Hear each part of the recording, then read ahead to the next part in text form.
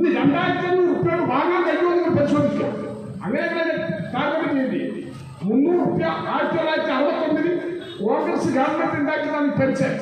അതിങ്ങനെ ഓരോരോ ഗവൺമെന്റ് വർദ്ധിപ്പിച്ച് ഇപ്പോൾ 2000 റുപ്യ ആക്കിയെന്നുള്ള ബലല്ല ഇവിടെ ഒന്നും ഇട്ടുകൊണ്ടിട്ടില്ല.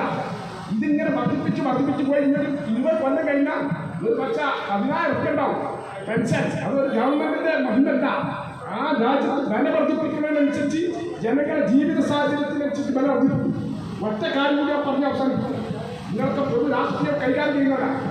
ഈ 1957 മുതൽ ഉമ്മൻചാണ്ടി ഭരിക്കുന്ന 2016 വരെ 59 കൊല്ലം ആര് ഭരിച്ചാണ് ഇവിടെ വിവിധ ഗവൺമെന്റുകൾ കരുണാകരൻ, ആന്റണി, ഉമ്മൻചാണ്ടി, CST, അതുപോലെ തന്നെ AK ആന്റണി, നായനാരൊക്കെ ഭരിച്ച് 59 കൊല്ലം നമ്മുടെ കേരളത്തിന്റെ കടത്തിലായി 59 കൊല്ലം ഭരിച്ചിട്ട് 1.5 ലക്ഷം കോടി ഉപയോഗിക്കും. ഈ പിണറായി 9 കൊല്ലം ഭരിച്ചിട്ട് 3 ലക്ഷം കോടി രൂപ അയാൾ വർദ്ധിപ്പിച്ചു നമ്മുടെ കട. ഇപ്പൊ 4.5 ലക്ഷം കോടി രൂപ കേരളത്തിന്റെ കട. 4.5 ലക്ഷം കോടി നമ്മളെ കട. ഗൂഗിളിലൊക്കെ അടിച്ചു നോക്കി. ഞാൻ തിരുത്തും പരസ്യമായിട്ട്. 4 ലക്ഷം കോടി കട. 3 ലക്ഷം കോടി 9 കൊല്ലം കൊണ്ട് ഇയാൾ കട കൂട്ടി. നമ്മൾ ഒന്നായിട്ട് വെച്ചിട്ട് 59 കൊല്ലം വെച്ചിട്ട് 1.5 ലക്ഷം കോടി കൊടുക്കും. അപ്പൊ കട എടുത്തിട്ട് ലോൺ എടുത്തിട്ട് ഇയാളിങ്ങനെ ആളുകളെ വോട്ട് കിട്ടാൻ വേണ്ടി തെരഞ്ഞെടുപ്പിന്റെ തലേന്ന് ഹിറ്റ് കൊടുക്കുക. ഇങ്ങനെയൊക്കെയുള്ള സംവിധാനങ്ങളാണ്. അപ്പൊ നമ്മൾ മനസ്സിലാക്കേണ്ടത് ഇത് പഞ്ചായത്ത് ഇലക്ഷൻ അല്ല. ഇത് CPM എന്ന് പറഞ്ഞ വർഗീയവാദികൾക്ക് എല്ലാ ഇലക്ഷനാണ്. പക്ക RSSകാരാണ്. ഇത് ശരിക്കും SIR പറ്റി നിസ്സാരവൽക്കരിക്കേണ്ട. ആരെങ്കിലും നിസ്സാരമായിട്ട് പറഞ്ഞിട്ടുണ്ടെങ്കിൽ അത് ഞാൻ പറയും അത് നിസ്സാരവൽക്കരിക്കേണ്ട കേസല്ല. ആസാമിൽ എന്തുകൊണ്ട് SIR നടപ്പിലാക്കുന്നത് ആരുടെ അറിയോ? തെരഞ്ഞെടുപ്പ് കമ്മീഷനോട് പത്രക്കാർ ചോദിച്ചു. അപ്പൊ തെരഞ്ഞെടുപ്പ് കമ്മീഷൻ എന്താ പറഞ്ഞാലോ, ആസാമിൽ നടപ്പിലാക്കേണ്ട ആവശ്യമില്ല. അവിടെ പൗരത്വ നിയമം നടപ്പിലാക്കിക്കൊണ്ടിരിക്കുകയാണ്. അതായത് പൗരത്വ നിയമം നടപ്പിലാക്കിക്കൊണ്ടിരിക്കുന്ന സ്ഥലത്ത് SIR ആവശ്യമില്ല. അപ്പൊ കോടതിയിൽ നമ്മളൊക്കെ കേസ് കൊടുത്തോണ്ട് പൗരത്വ നിയമം അവിടെ കെട്ടിക്കളിക്കാം. അപ്പൊ വേറൊരു പൗരത്വ നിയമം നടപ്പിലാക്കുക. ഇങ്ങനെ എത്ര പൂരിപ്പിച്ച് കൊടുത്താലും ആ SIR ഈ വോട്ടർ പട്ടിക വരുമ്പോ നമ്മൾ പല ആളുകളും ഉണ്ടാവില്ല. കാരണം എന്താണോ, വോട്ടില്ലാത്തൊരു വിഭാഗത്തെ ദളിതരെ മുസ്ലിങ്ങളാക്കി മാറ്റും. ഒരു സംശയം കേൾക്കണ്ട. നമ്മൾ പൗരത്വമില്ലാത്ത ആളാക്കി മാറ്റാനുള്ള ഒരു അജണ്ട ആര് നടപ്പിലാക്കിക്കൊണ്ടിരിക്കുന്നത്? RSS നടപ്പിലാക്കിക്കൊണ്ടിരിക്കുന്നത്. ആ SIR-നെതിരെ തമിഴ്നാട് സർക്കാർ കോടതിയിൽ പോയി, സുപ്രീം കോടതിയിൽ പോയി. ബംഗാളിലെ മമതാ ബാനർജി എന്താ പറഞ്ഞത്?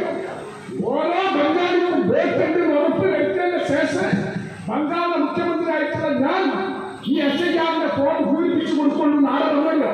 മമതാ ബാനർജി തന്നെയാണ്. പിണറായി ഈ സമയം വരെ കോടതി പോയിട്ടില്ല. SIR നടപ്പിലാക്കാൻ അനുകൂലമായിട്ട് മുന്നിൽ കൊടുക്കാം. ഇതൊക്കെ നമ്മൾ മനസ്സിലാക്കുക. RSS എന്താണോ നടപ്പിലാക്കാൻ പോകുന്നത്, ആ നടപ്പിലാക്കുന്ന കാര്യം കേരളത്തിൽ BJP ഭരിക്കാതെ RSS ആണ് ഇവിടെ ഭരിക്കുന്നത് മനസ്സിലാക്കുക. ഇവിടെ കമ്മ്യൂണിസ്റ്റ് പാർട്ടിയെ തെറ്റിദ്ധരിക്കേണ്ട. കമ്മ്യൂണിസ്റ്റ് പാർട്ടി അല്ല. പരസ്യമായിട്ട് നമുക്ക് കുറെ തിരിഞ്ഞാണ് RSS-ന്റെ ഒരു B ടീമായിട്ട് ഇവിടെ നടന്നുകൊണ്ടിരിക്കുന്നത്. അതുകൊണ്ടാണ് PM-ശ്രീ പദ്ധതി. വിദ്യാഭ്യാസത്തിൽ PM-ശ്രീ കണ്ടിട്ടുണ്ട്. എന്താ PM-ശ്രീ വിദ്യാഭ്യാസത്തിന്റെ പുതിയ നയം? RSS കാല് വലിക്കരിക്കാം. RSS-ന്റെ നേതാക്കന്മാർ മുഴുവൻ ആരല്ലോ ഈ വിദ്യാഭ്യാസത്തിൽ വരും. ഗാന്ധിജിനെ മാറ്റും, ജവഹർലാൽ നെഹ്റുവിനെ മാറ്റും, വാരികണ്ഠന്റെ കുഞ്ഞമ്മനാടിനെ മാറ്റും.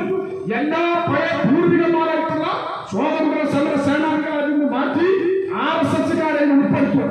അപ്പൊ 1-ാം ക്ലാസ് മുതൽ പഠിക്കുന്ന കുട്ടി RSS-കാരല്ല ഗാന്ധിജിനെ കൊന്നതെന്ന് പഠിക്കുമ്പോൾ ഒരു വെളിപ്പെടുത്തലും ഗാന്ധിജിനെ കൊന്നത് RSS എല്ലാം പഠിക്കും. ആ രൂപത്തിലേക്ക് വിദ്യാഭ്യാസ നയം മാറ്റാം. അതന്നെയാണ് CPM നടപ്പിലാക്കിക്കൊണ്ടിരിക്കുന്നത്.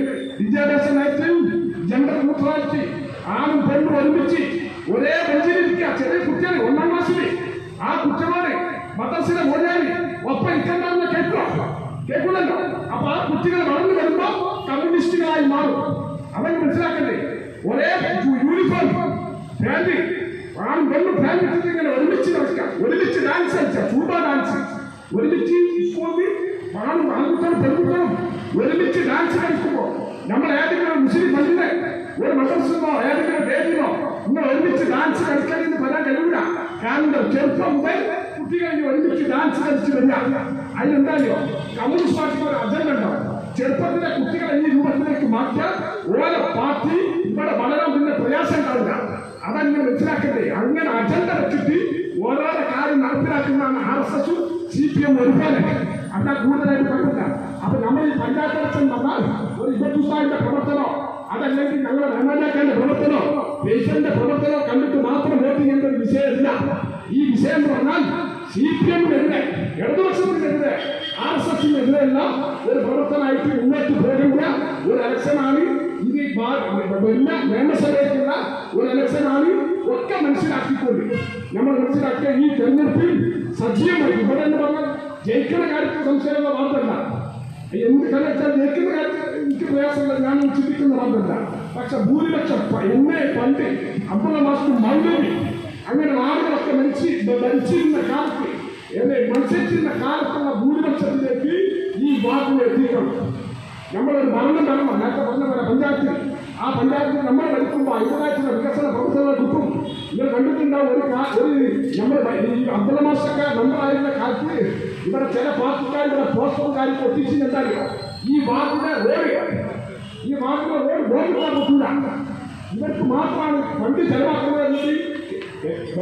ഇവിടെ ഉടപ്പൂരും വെള്ളോളത്തും തന്നെ 15-ാം വാർഡിൽ ബോർഡിട്ടാൻ പറ്റാത്ത റോഡുണ്ടാക്കി. ആ ഭീകാരി നിങ്ങളുടെ റോഡ് മുഴുവൻ കോൺക്രീറ്റ് റോഡ് ഇതൊക്കെ ചിലപ്പോൾ നിസ്സാരമാണ്.